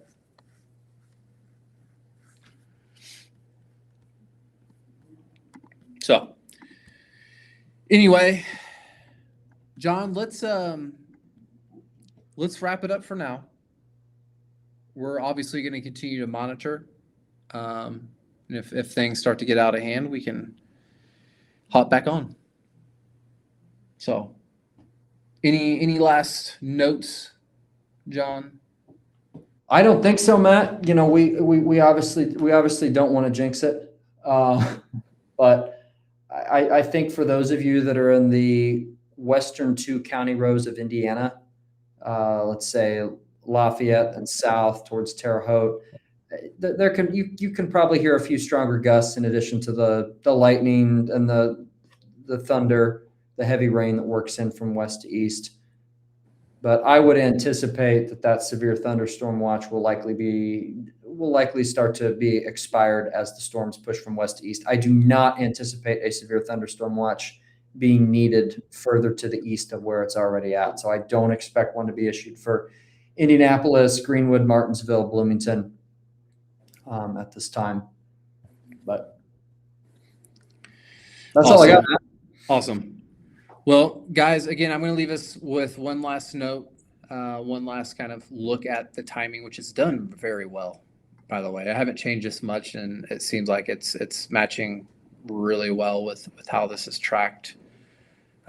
Again, I do think it will storm tonight, so don't get that confused. But could we see a strong storm statement, maybe a rogue severe warning? That's not impossible.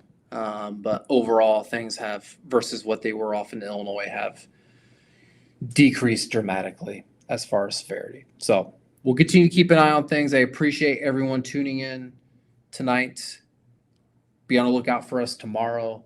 We will highly likely be going live. In the meantime, as we get off or when we get back on tomorrow, scan that QR code top left-hand corner, get access to our app. We're always communicating with folks over there on our Bam Weather app. So that's all I have, John. Again, see everybody later. So, yeah. Thank you, guys. Take care.